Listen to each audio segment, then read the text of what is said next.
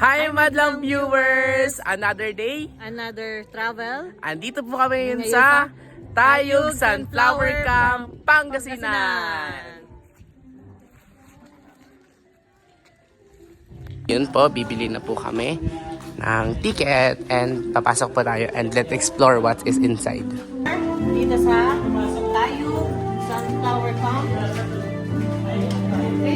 Check natin. Sabi nila, ano daw po. So ayan, welcome to Tayug Sunflower. Pero may mga pagkakita niya.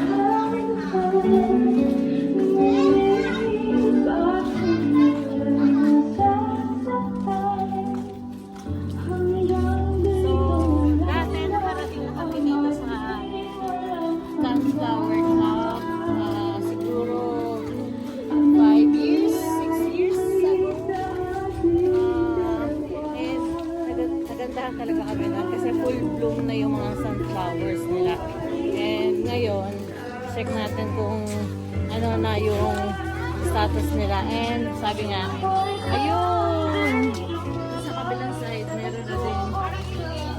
And maganda talaga yung panahon kasi ngayon. Kasi medyo malamig.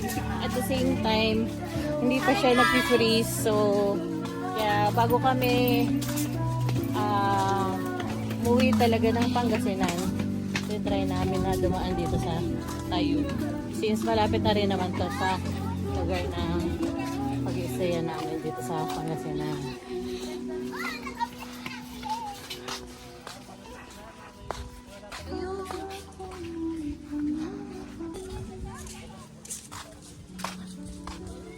Dito po.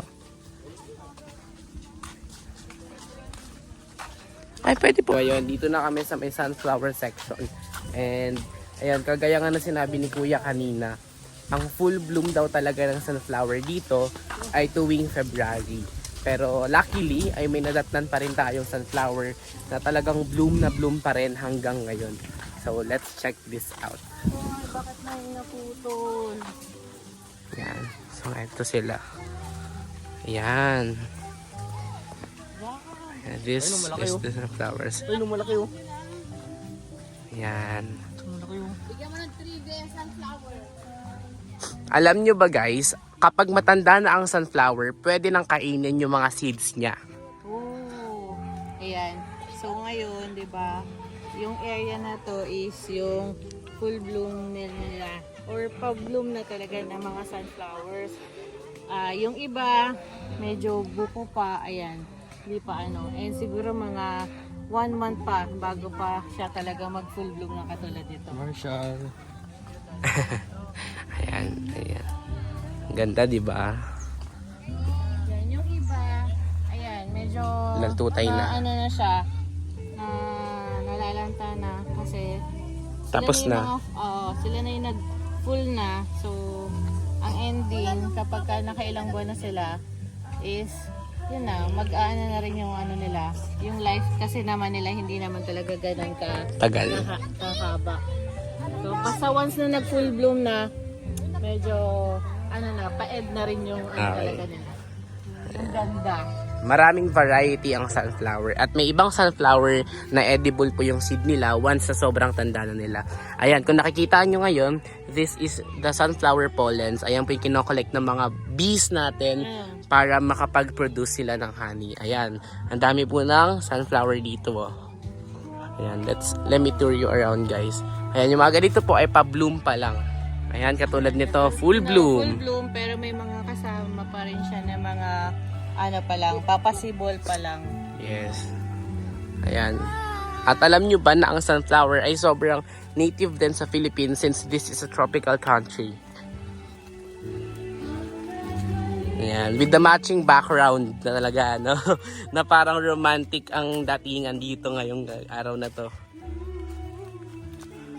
Ayan. Kung sa makikita nyo ay ito yung mga talagang full bloom mo. Ayan. Ito yung mga nectars na kinokollect ng bees. So, hindi natin siya hawakan para makollect siya ng bees. Ayan. So, meron din tayo doon. Ayun, si Papa sa gitna.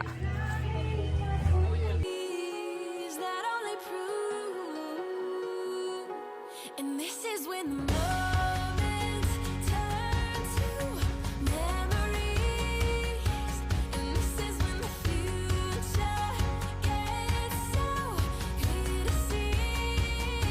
And this is when tonight becomes a masterpiece. So ayan nga, madlang viewers, that's the end of our tour dito sa Sunflower Camp dito sa Tayug, Pangasinan. Ayan, maraming salamat sa panonood at kung na-enjoy nyo ang aming video, huwag kalilimutang mag-follow, like, and share this video. Ayan, bye-bye! Maraming salamat sa Salamat po. panonood until our next adventure!